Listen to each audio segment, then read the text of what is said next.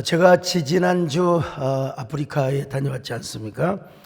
르완다에 가서 고등학교, 우리 김철수 장로님의 헌신으로 고등학교를 하나 짓고, 또 저 멀리 조유진 집사님의 헌신으로 조이풀 초등학교를 짓고 왔습니다. 뭐 다 짓 건 아니고 기공식만 하고 왔는데, 이제 그러고 나서 잠깐 오후에 약간 이제 밥 먹기 전에 짬을 내 가지고 그 키칼리에 있는 제노사이드 박물관을 제가 관람을 하고 왔습니다. 제노사이드라고 하는 말은 동족끼리 서로 학살한다는 의미가 제노사이드라는 말이죠.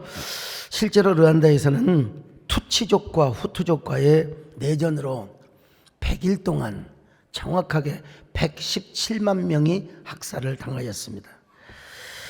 그걸 기념하고 추모하는 관이 키칼리에 있는 제노사이드 박물관이라고 하죠. 르완다에는 소수민족인 투치족이 있었고 다수민족인 후투족이 있었습니다. 후투족은 소를 키우고 양을 키우면서 아주 성격이 온화하고, 근데 이제 투치족은 전투적이고 지배욕이 강한 사람이었어요. 그러다 보니까 이 투치족이 소수민족이지만 후투족을 다스렸습니다. 투치족 가운데서 왕이 나와가지고 후투족을 다스리는데 얼마나 잔인하게 다스렸느냐. 꼬마 아이가 조그마한 죄를 지어도 그놈을 잡아다가 성기를 잘라가지고 동네 빨랫줄에다가 걸어놓는 그런 형벌을 아주 그냥 범했습니다. 게다가 벨기아가 르완다 식민지를 지배할 때도 소수민족인 투치족은 아주 굉장히 우대를 하고 후투족을 굉장히 무시를 했습니다. 그런데 이제 벨기에 식민지 지배가 끝나자 후투족이 쿠데타를 이룹니다. 그래서 이제 후투족의 출신의 대통령을 세우게 되죠. 그런데 1993년 4월 6일 후투족 대통령인 하부자리 만하가 탄 전용기 대통령, 그 대통령기가 딱 착륙을 하려고 하는데 그 폭격기로 쏘아버렸어요. 그 비행기를 폭격을 해버려가지고 거기에 탄 대통령을 비롯한 모든 수행원들이 한 사람도 빠짐없이 다 죽었습니다. 기자들까지 다 죽었어요. 이 사실은 누가 폭격했는지 아직도 밝혀지지 않았습니다만은, 그러나 후투족의 통치자들은 총리를 중심으로 해서 이건 분명히 투치족 이놈들이 벌인 일이라고 간주를 하고 투치족을 살해하기 시작했습니다. 그게 이제 4월 7일부터. 그래서 100일 동안에 100만 명이 넘는 사람을 죽였는데요. 시간당 400명에서 500명, 그리고 하루에 10,000명 이상씩을 죽이기 시작했습니다. 그런데 그 투치족만 죽인 게 아니라 그래서 되겠느냐고, 살살 하자고, 그만하라고 그렇게 온건한 후투족까지 다 죽여버리기 시작합니다. 사람이 얼마나 잔인한지 거기 박물관에 가보면은 학살 장면들 사진들이 다 전시되어 있고요. 그리고 학살당한 사람들의 일부 유골, 해골바가지 저런 것들이 다 전시가 되어 있는데, 같이 간 여자분들은 구역질에 넣어서 못 들어가더라고요. 막 그걸 보고 구역질 나서. 그리고 그 학살당한 사람들의 모습을 보면 머리가 깨져서 죽은 사람도 있고, 그 어린애를 칼로 그냥 잘라가지고 이 해골이 고리 두 개로 그냥 나눠진 경우도 있고. 그때 투치족들이 안 죽으려고 어디로 숨었느냐? 여러분, 가톨릭 성당으로 숨었습니다. 가톨릭 성당으로 도망을 가면 사제와 수녀들이 숨겨줘야 될 것 아니겠습니까? 근데 그때 가톨릭은 후투족과 같이 손을 잡았기 때문에 가톨릭 성당으로 도망온 사람들을 사제와 수녀들이 일제히 다 목을 베어버렸습니다. 다 가톨릭 성당으로 도망왔던 사람들을 다 죽여버리고 말았습니다. 자, 여러분, 그들은 어떻게 생각했느냐? 가톨릭 사제들은 투치족을 죽이는 것이 하나님의 뜻이라고. 여러분, 하나님의 뜻을 아무데나 갖다 붙여서는 안 되는 겁니다. 여러분, 자기 생각을 하나님 뜻이라고, 자기 입장에 있는 정치적인 걸 하나님의 뜻이라고 생각하는 이런 무지한 사람들. 그래서 예배당에 모여있는 사람들을 단체로 다 수녀와 사제들이 죽여버리고 말았습니다. 얼마나 기가 막힌 일입니까? 종교라고 하는 것은 어떤 경우도 사람을 살려야 됩니다.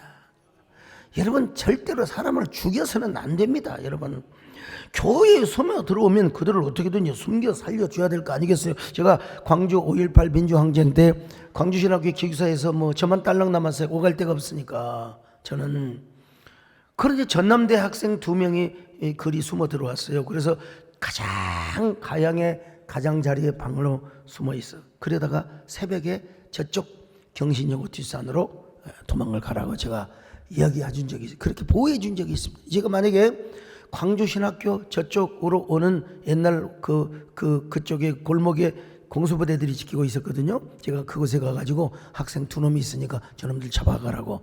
여러분, 그럼 되겠습니까?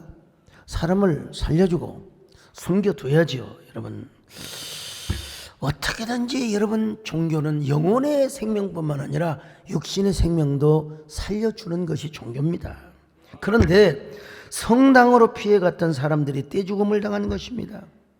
반면에 개신교는 그렇지 않았습니다. 특별히 장로교로 피신을 한 사람들은 다 교회에서 숨겨줬습니다. 그 대가로 르완다 예수교 장로회, 대한예수교 장로회 있잖아요. 르완다 장로교회 총회장이 잡혀가지고 여러분 총살을 당하여 죽습니다. 왜냐하면 교회로 피해왔던 사람들을 다 숨겨줬거든요. 그래서 그때 생긴 고아들이나 난민들을 장로교 총회장의 사모님인 가핀 링가라고 하는 여사님이 바로 이 고아 사역을 하고 난민 사역을 하게 된 거예요. 세월이 흘러서 르완다 밖에서 피신해 있던 투치족의 애국 전선이 키칼리를 점령하면서 집단 학살이 중단이 되게 된 것입니다. 여기 지금 르완다에서 온 르완다 시민도 계십니다만은, 그런데 아무리 세월이 흘러도 가톨릭에서 절대로 그런 일이 없었다고 오리발을 내밀어 왔습니다. 그 성 바오로 2세라고 하는 교황은 절대로 그런 일이 없었다고, 여러분 닭 잡아먹고 오리발 내밀듯이 절대로 역사를 부인했습니다. 여러분, 그런 사실조차도 없었다고 말이죠. 그러다가 이제 프란치스코 교황이 나와가지고 나중에 공개적으로 사과를 했습니다. 우리가 잘못했습니다. 여러분, 역사는 비밀이 없습니다. 부인한다고 되는 것이 아닙니다. 종교의 역할이 무엇입니까? 사람을 살리는 거예요. 전염병을 막는 겁니다.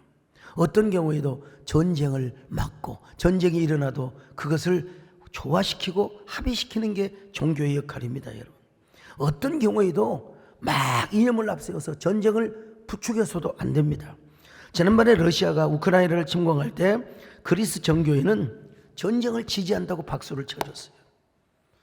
우리로 말하면 이 연합기관의 장이, 여러분, 그 푸틴 대통령에게 박수를 쳐준 겁니다.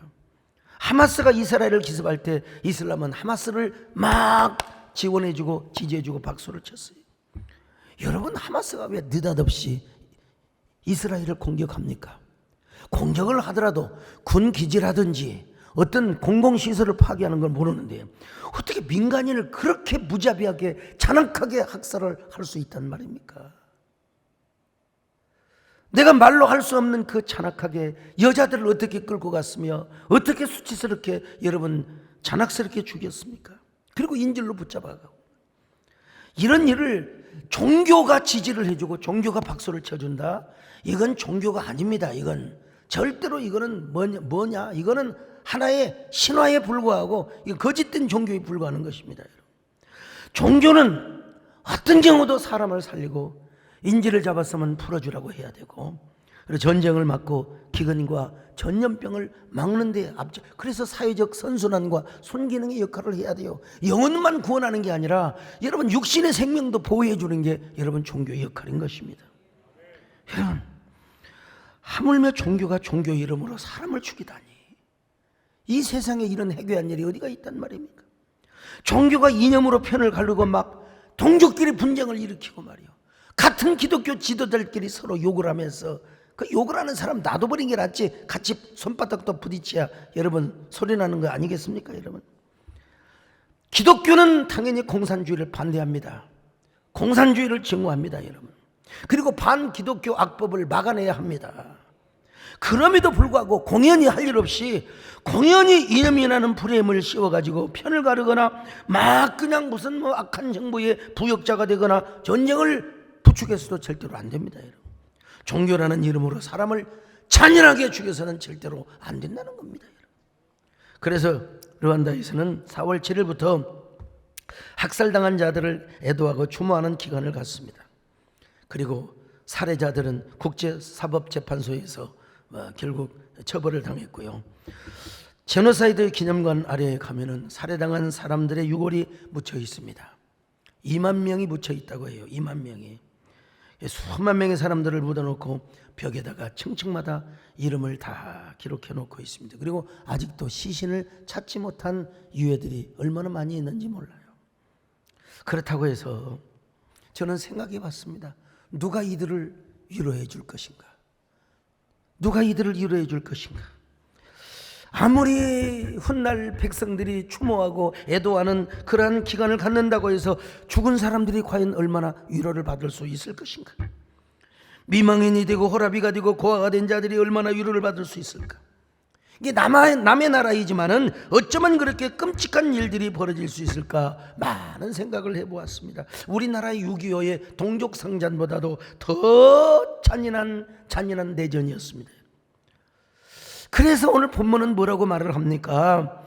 이 땅에서 학대하는 사람들은 학대하는 권력만 있지 그 손에 위로가 없다고 말하고 있습니다. 학대하는 자는 권력만 있지 입에 위로가 없다는 것입니다. 오죽하면 이런 처절한 학대와 학살이 있기 전에 미리 죽은 자가 복이 있고 그리고 태어나지 않는 자는 더 복이 있다고 성경은 말씀하고 있습니다. 전도서 4장 2절로 3절입니다. 시작. 그러므로 나는 아직 살아있는 산자들보다 죽은 지 오랜 죽은 자들을 더 복되다 하였으며 이 둘보다도 아직 출생하지 아니하여 해 아래에서 행하는 악한 일을 보지 못한 자가 더 복되다 하였노라. 학대를 당할 때 학살을 당할 때 말이 있잖아요. 그때는 차라리 미리 죽은 자가 더 복되다는 거예요. 그렇게 잔악하게 죽음을 당하면 안 된다는 거예요. 아니 아직 태어나지 않는 자는 더 복되다고 성경은 말씀하고 있습니다. 무엇을 교훈하려는 것입니까? 그렇게 학살당하고 학대를 당했던 사람들은 누구에게도 진정한 위로를 받을 수가 없다는 것이죠. 정말로 우리를 위로해 줄 분은 누구냐? 하나님밖에 없다는 거예요. 아무 죄도 없이 제노사이드로 인해 삭살당한 사람들을 누가 위로해 줄 수 있겠습니까? 비석을 세운다고 여러분 위로가 되겠습니까? 4월 달에 애도 기간을 갖는다고 진정한 위로가 되겠습니까? 죽은 사람이 어떻게 위로를 받아요? 정말 우리를 위로할 분은 누구냐? 산 자와 죽은 자를 심판하시는 하나님밖에 없다고 말씀합니다. 여러분, 산 자와 죽은 자를 심판하시는 그 하나님만이 산 사람도 위로할 수 있고 죽은 사람도 위로할 수 있다는 것입니다. 나는 지금 천국을 가고 못 가고 그런 차원이 아닙니다. 여러분, 우리 하나님만이 살아있는 자 죽은 자 모두를 위로할 수, 우리 인간은 위로할 수가 없다는 것입니다. 여러분, 고아와 난민 진정한 위로는 하나님이 할 수 있어요. 사랑의 하나님만이 위로를 해줄 수 있다 이 말입니다. 하나님만이 당신의 따뜻한 손길로 오늘도 그 하나님의 따뜻한 손길이 여러분의 차가운 마음을 어루만져 주시기를 바랍니다. 여러분의 심란한 마음을 어루만져 주시기를 바랍니다. 왜냐하면 우리 예수님은 우리의 위로가 되시고 우리의 힘이 되시기 때문에 그렇습니다. 여러분, 위로하고 힘주실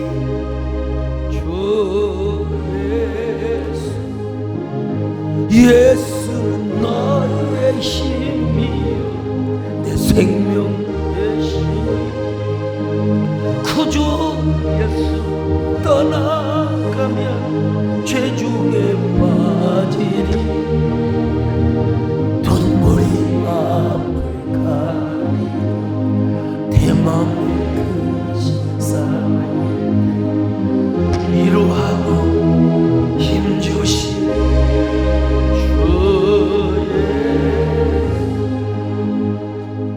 오늘 우리가 그렇습니다. 우리가 이 땅에 살아가면서 하나님의 위로가 없으면 우리는 무슨 맛으로 살아갑니까? 하나님의 위로가 없는 삶은 참으로 헛된 삶입니다. 헛된 삶입니다. 이 땅에 살면서 우리가 재주가 있고 남보다 능력이 있어요. 근데 하나님의 의리와 함께하지 않으면 맨날 뭐요? 시기와 질투와 증오밖에 없다는 것입니다. 그러면 그 역시 바람을 잡는 것에 불과하고 우리 인생은 너무나 허탈하게 되어 있다는 것이죠. 자, 전도서 4장 4절입니다. 시작. 내가 또 본즉 사람이 모든 수고와 모든 재주로 말미암아 이웃에게 시기를 받으니 이것도 헛되어 바람을 잡는 것이로다. 아무리 재주가 있고 능력이 있고 실력이 있고 공부를 잘해도 하나님의 위로가 있어야 됩니다. 하나님의 격려가 있어야 됩니다, 여러분. 그렇지 않으면 다 헛되다는 겁니다, 여러분. 그러니 우리가 아무리 수고해서 얻은 물질, 권력과 명예, 하나님의 은혜가 없이는 이건 결국은 잿더미에 불과해요. 그냥 잿가루에 불과해요.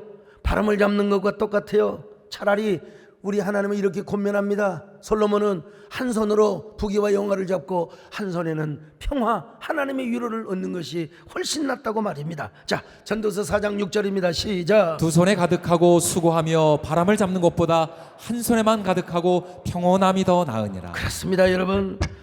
우리가 누가 권력을 싫어하는 사람이 누가 있겠습니까? 명예와 돈을 싫어하는 사람이 어디가 있겠습니까, 여러분? 그러나 그보다 중요한 게 하나님의 위로가 더 중요하다. 하나님의 위로가 더 중요하다. 우리는 언제나 하나님의 위로를 받고 살아야 됩니다. 여러분, 그래야 우리의 삶이 헛되지 않습니다. 그래서 사도 바울은 우리 하나님을 어떤 하나님이냐?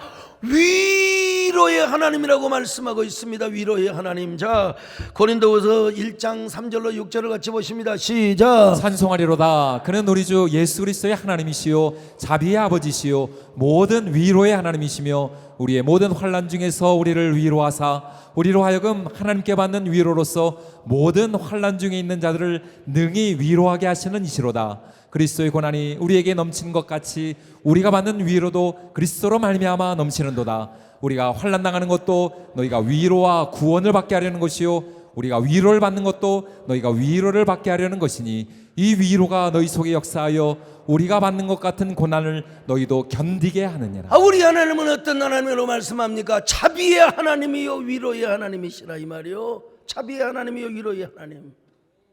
오늘 여러분 3절에서 6절까지 위로라는 말이 몇 번이나 나오느냐? 8번이나 나와. 8번. 위로의 하나님이요 우리가 고난을 받는 것도 위로를 받기 위함이요 내가 환난을 당한 것도 너희들을 위로하기 위함이요 전부 다 위로.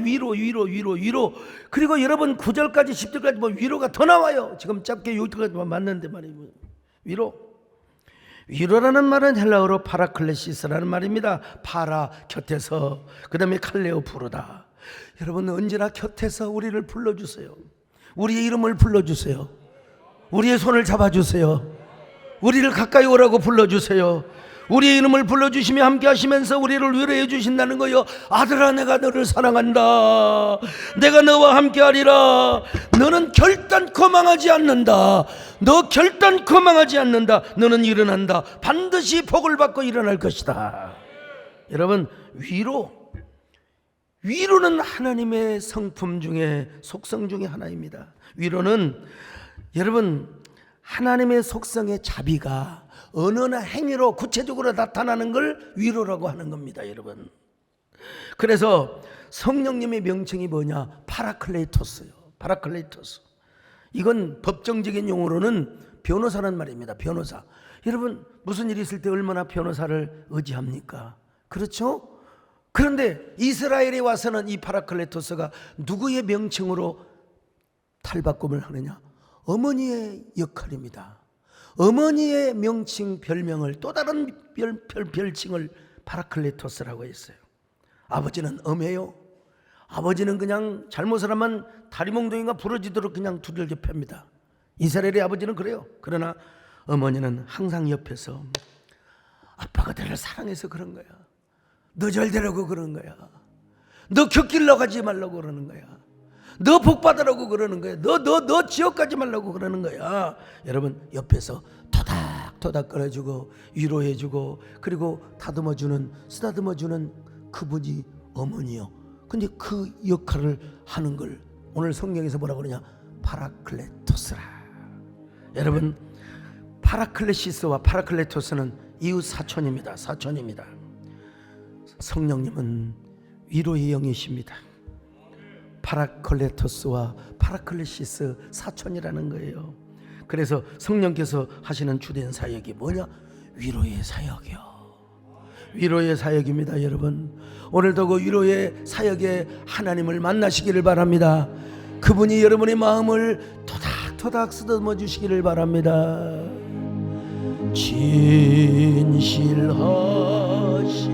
주 성령, 성도 곁에 계시사 순례길을 걸 때에 손을 잡아주소서. 모든 고난 사람들 기쁜 소식 들으니 성령 말씀하니 어서 오라 내게로. 성령께서 언제 우리를 위로해 주십니까? 등 따시고 배부르고 마음 편할 때는 성령의 위로가 별로 필요 없는 것 같아요. 그러나 환난을 당해보세요. 역경을 당해보세요. 여러분, 삶의 모순이 닥쳐와 보세요. 여러분, 그때는 성령님의 위로가 없이는 살아갈 수가 없습니다. 성령님의 부축이 없이는 우리는 단 한 걸음도 걸어갈 수가 없습니다. 여러분, 살다 보면 삶이 불통하고 환난을 당하고 모순적인 상황을 많이 겪어요. 야, 정말 숨쉬기조차도 힘든 정말로 답답한 상황 속에 이를 때가 있어요. 그럴 때 하나님의 위로가 하늘로부터 내려옴을 믿습니다. 성령님이 곁에서 소곤거려 주시고 토닥거려 주신단 말입니다. 여러분, 오늘 여러분, 하나님이 옆에 안 계시면서 형통하고 잘 나가는 게 좋습니까? 아니면은 힘든 상황이라 할지라도 하나님이 곁에 계셔서, 성령님이 곁에 계셔서 여러분들을 위로해 주는 환경이 좋습니까? 하나님이 없는 형통, 하나님이 없는 승승장구, 이거 폭풍전야입니다, 여러분요.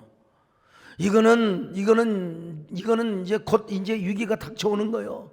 차라리 위기적인 상황 속에서 성령님이 곁에 계시고 하나님이 옆에 계셔서 우리의 손을 잡아주시는 것이 훨씬 더 나은 환경인 줄로 믿습니다. 그런 상황을 선택하시기를 바랍니다. 그런 하나님을 선택하시기를 바랍니다. 오늘 여러분이 어떤 환난을 겪고 계십니까? 어떤 슬픔을 겪고 계십니까? 삶의 현장에서 어떤 모순, 이건 아닌데, 이건 아니지 않아, 이건 아니지 않아. 그러나 우리 하나님은 우리의 한숨을 고쳐주시는 분이십니다. 나의 슬픔을 바꿔주시는 분이십니다. 하나님은 내 삶 속에 들이닥치는 모순을 신실한 위로로 붙들어 주시는 분이십니다.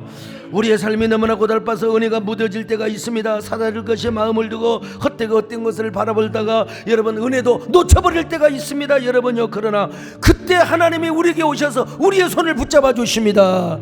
우리를 당겨 주십니다. 위로하여 주십니다.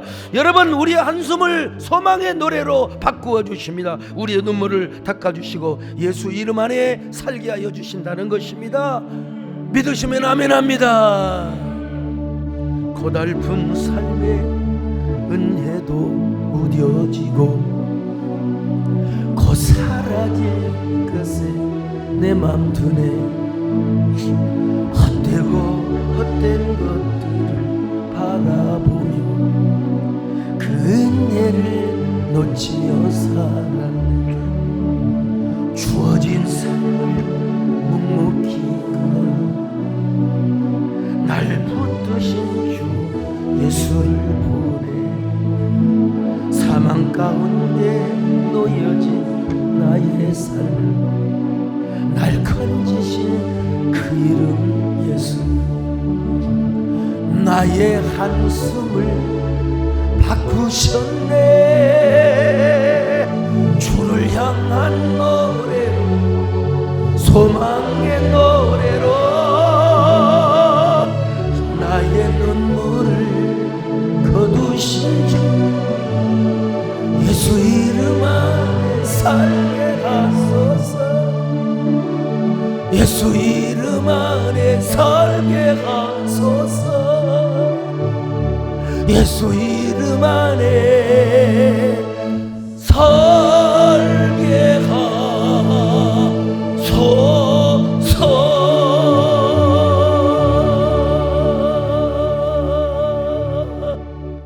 이렇게 하나님이 우리에게 위로의 하나님이시라면 이제 우리는 어떻게 살아야 됩니까? 우리도 남에게 위로해 주는 삶을 살아야죠. 왜냐하면 우리 안에 있는 성령이 위로의 영이시기 때문에 그렇습니다.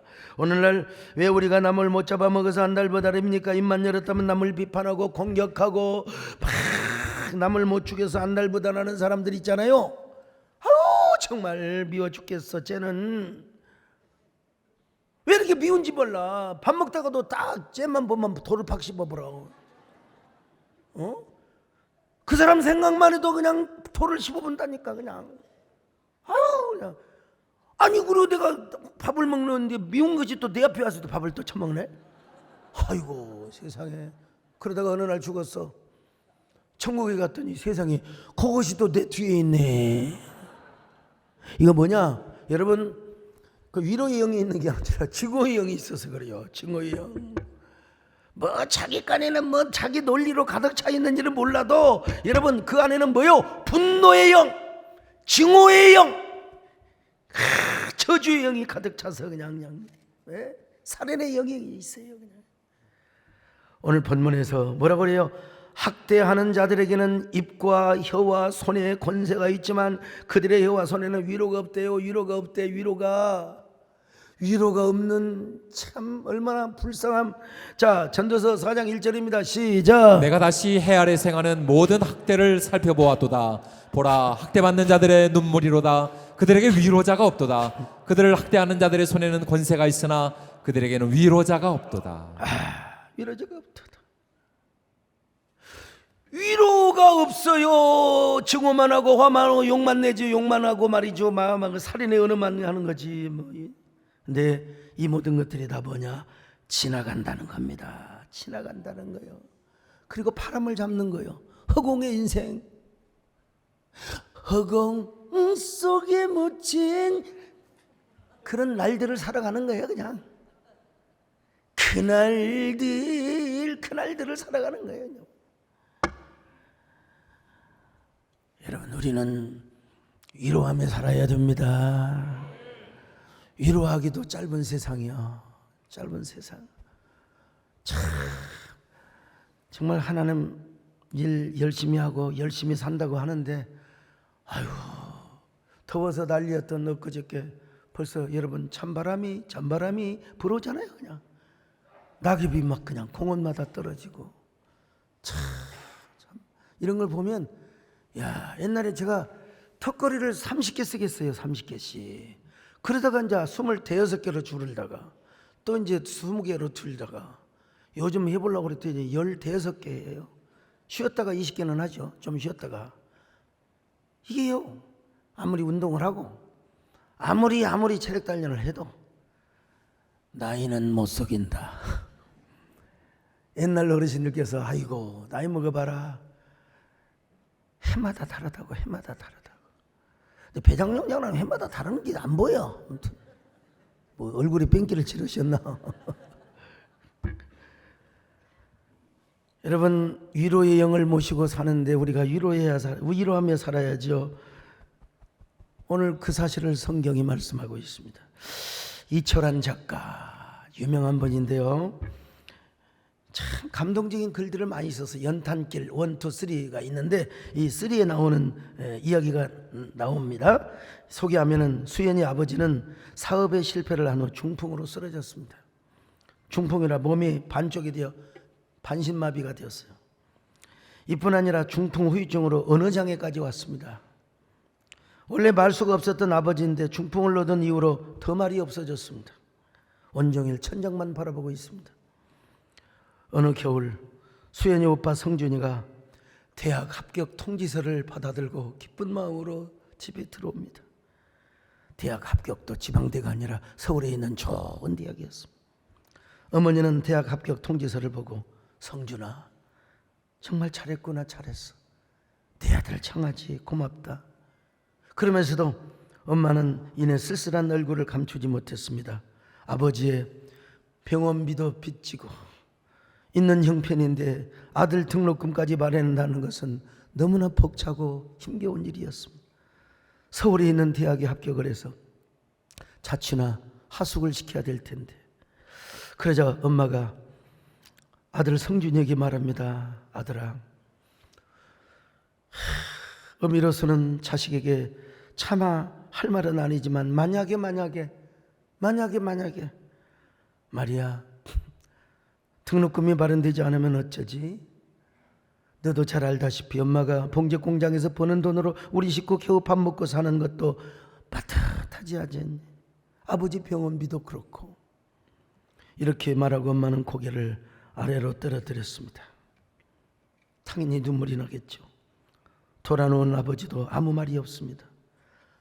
남들은 대학에 못 들어가서 난리인데 우리 집은 왜 이렇게 대학을 합격시켜놓고도 이런 슬픔을 겪어야 한단 말인가? 성준이가 입을 엽니다. 남들은 대학에 못 가서 난리인데 왜 우리 집은 이렇단 말인가? 이번에 등록금을 못 내면 나는 집을 나가서 혼자 살 거야. 엄마 그렇게 알아요. 자, 이런 애들에게 여러분 장학금을 주어야 됩니다, 사실. 그러면서 아들은 돌아누운 아버지를 흘낏 째려보고 방에서 나가버렸어요. 문 탁 닫고. 엄마가 갑자기 울음을 터뜨렸습니다. 엄마는 원망 섞인 목소리로 아버지에게 말합니다. 여보, 어서 정신 좀 차리세요. 아이들에게 해줄 일이 너무나 많이 있잖아요. 산더미 같이 많이 있는데 이렇게 누워만 있으면 어떡해요? 나 혼자 동동거리고 살아야 밥 먹고 살기도 버거운데. 엄마는 깡마른 어깨를 들썩이며 한참 울었습니다. 그러다가 잠시 후에 마음을 가라앉힌 엄마는 멋쓰게진 얼굴로 남편에게 이렇게 또 다독이는 말을 합니다. 여보, 괜한 넋질을 부려서 미안해요. 당신이 왜 이렇게 된 줄을 전들 왜 모르겠어요. 우리 식구들 먹여 살리려고 열심히 사업하다가 이렇게 된 걸 난들 왜 모르겠어요. 아까는 속이 상해서 그랬어요. 여보, 마음 푸세요. 제가 잘못했어요. 이 말을 들은 아버지는 아무 말이 없었습니다. 양쪽 눈에는 눈물이 귓가에 툭툭툭 떨어져서 귓가에 눈물이 고였습니다. 집을 나간 성준이는 며칠이 지나도록 소식이 없었습니다. 집을 나간 지 5일째 되던 날 성준이가 집에 들어왔는데 아무도 없었어요. 안방 문틈 사이로 아버지의 느릿느릿한 목소리가 들려왔습니다. 어느 장애가 있는 아버지는 말을 더듬거리며 누군가와 전화통화를 하고 있었습니다. 여보세요. 제가요. 신장을 팔 수 없나 해서요. 잠시 사이를 뒀다가 아버지의 힘겨운 목소리가 다시 들려왔습니다. 제 아들놈 대학교 등록금 때문에 그런 것이니까 꼭 부탁드립니다. 꼭. 마루에 걸터 앉은 성준이의 눈에는 눈물이 핑 돌았습니다. 성준이는 오래전에 학교 선생님이 해주었던 말이 생각이 났습니다. 아버지의 사랑은 등대 같은 거야. 낮에는 아무 일이 없는 척 태연한 척 하다가 어두운 밤만 되면 깜빡깜빡 제 마음을 밝히는 등불, 등대. 아버지들은 침묵으로 그렇게 사랑을 하고 자식을 위로해 주는 거야.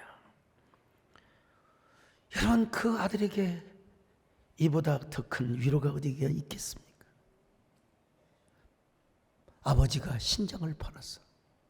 아들 대학 등록금을 마련해 주고 싶어하는 그 아버지의 위로. 그 아버지의 작은 위로가 아들을 마침내 울게 만들었던 것이죠. 여러분, 위로라는 게 이렇습니다. 위로의 파워가 이렇게 커요. 반신불수인 아버지도 사랑하는 아들에게 자신의 신체의 일부를 팔아서 위로의 사랑을 절해주고 싶거늘 하물며 우리 하나님이시겠습니까? 우리 하나님은 위로의 하나님이십니다. 그래서 위로의 영을 우리에게 보내주셨습니다. 사랑의 하나님이십니다. 그래서 성령님을 통하여 우리의 모든 한숨과 슬픔과 고통을 위로로 바꾸어 주시는 분이십니다. 사랑으로 바꾸어 주시는 분이십니다. 여러분, 기쁨으로 바꾸어 주시는 분이십니다. 그래서 우리가 이런 노래를 부르는 거예요. 고달픈 삶의 은혜도 무뎌지고 곧 사라질 것은 내 맘 두네 헛되고 헛된 것들을 바라보며 그 은혜를 놓치며 살았네. 주어진 삶을 묵묵히 살아가며 날 붙드신 주 예수를 보내 사망 가운데 놓여진 나의 삶을 날 건지신 그 이름 예수 나의 한숨을 바꾸셨네.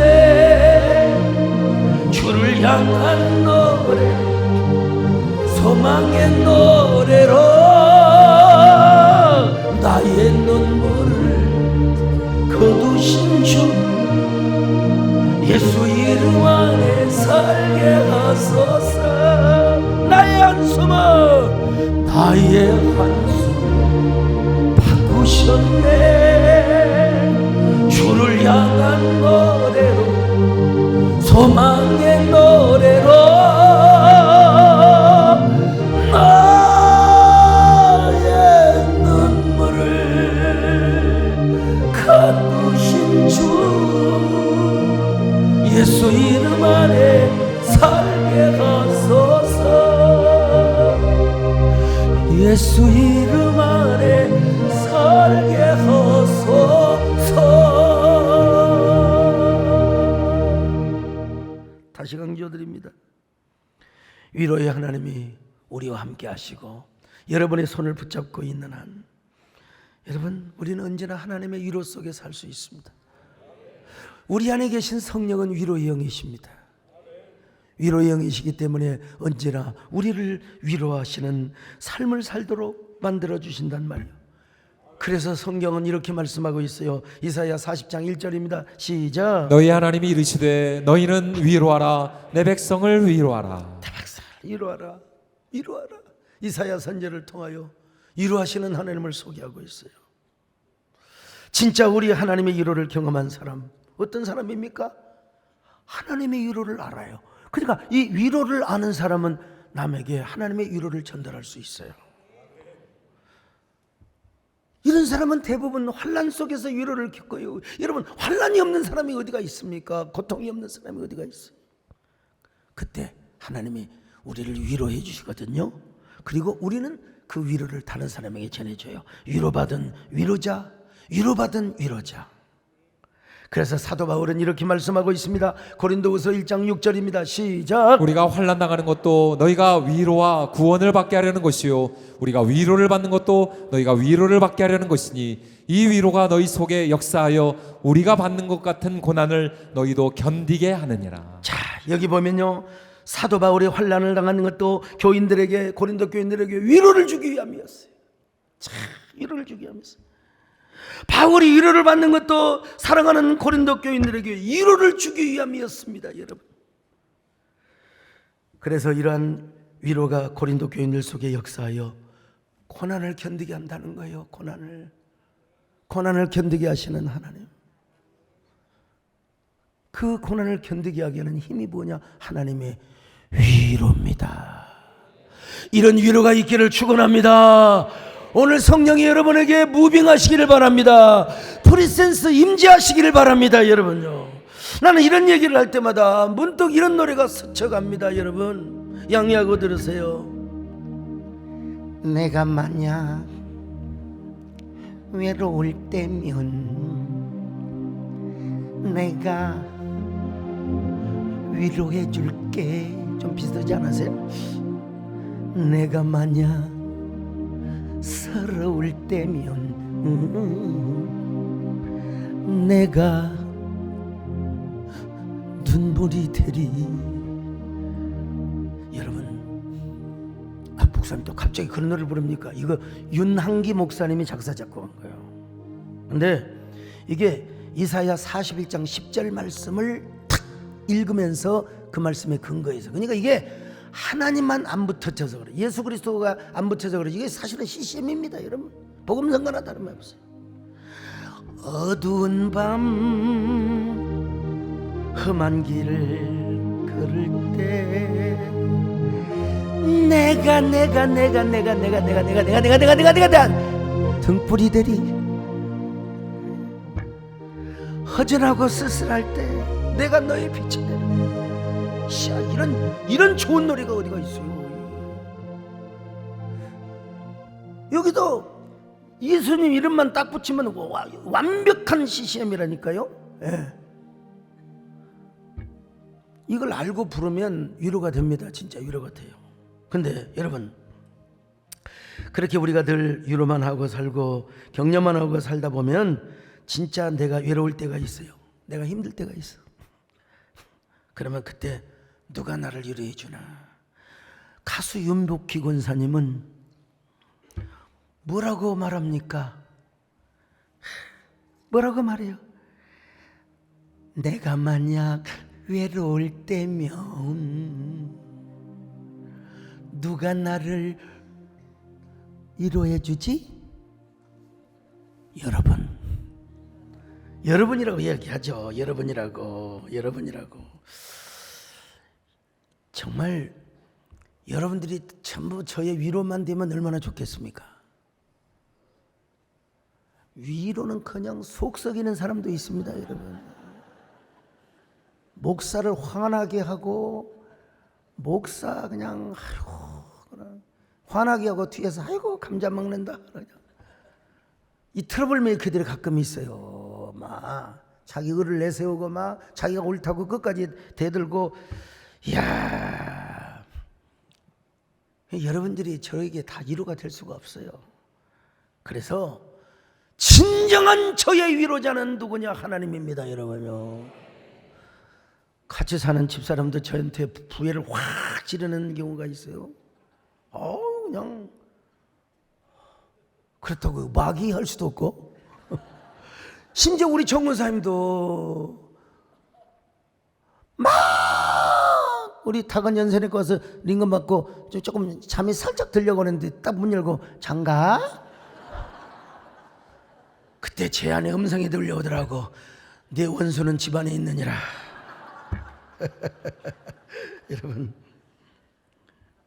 여러분이 저를 위로해 줄 때 많죠. 많이 위로해 주죠. 많이 위로해 주는데, 그러나 여러분들이 저의 위로가, 모든 위로가 될 수는 없죠. 제 마음을 여러분들이 어떻게 다 알겠어요? 저의 근심, 걱정, 저의 스트레스 이거 어떻게 다 까버리겠어요? 말 안 해요. 권사님도 스트레스 받으니까 괜히 또 기도하고 허리 아프다고 그러고. 그래서 제가 성령님께 구합니다. 나는 성령님의 위로가 필요합니다. 여러분, 주 예수님의 위로가 필요하죠. 여러분, 오늘 본문의 결론은 이런 것입니다. 자기가 이뤄놓은 것들이 영원한 것이라고 믿지 말라는 거예요. 모든 것이 헛된 것인데 그것을 붙잡고 아둥바둥 살지 말라는 거예요. 무슨 일을 당하든지 먼저 하나님을 구하라. 하나님의 위로를 찾으라. 하나님의 자비를 구하라. 이 간단한 심플의 메시지입니다, 여러분.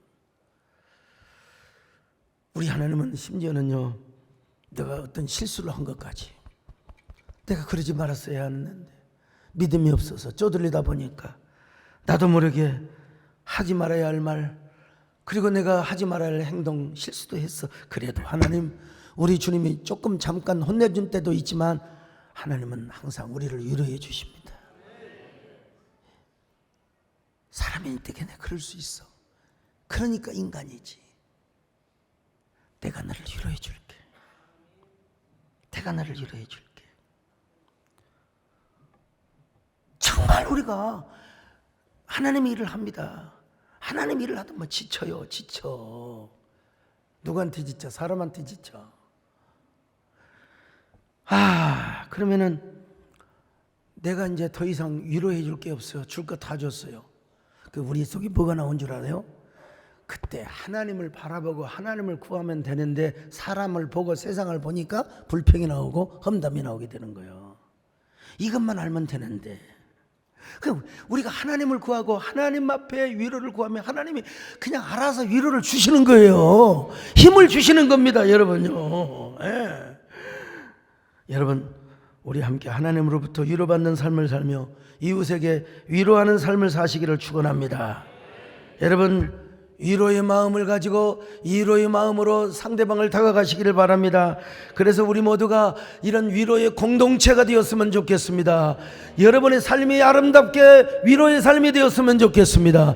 이런 은혜가 우리 모두에게 임하시기를 바랍니다. 아멘. 나의 한숨을 바꾸셨네. 주를 향한 노래로, 소망의 노래로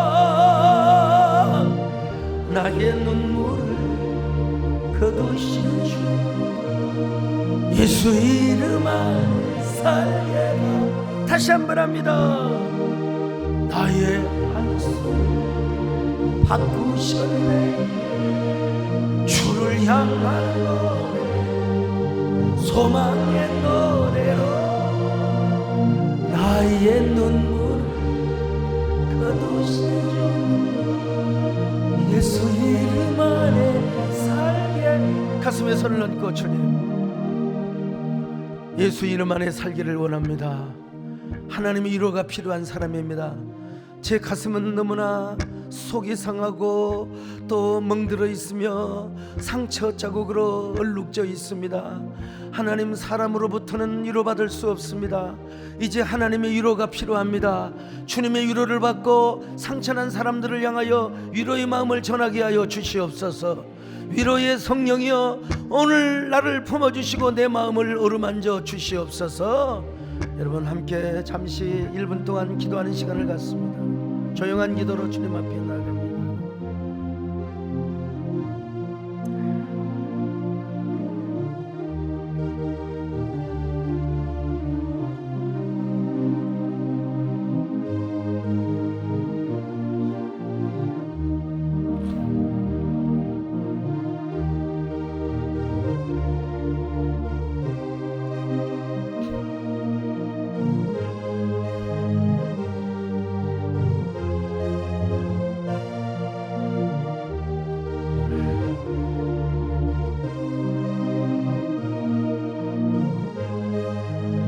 하나님, 위로의 하나님,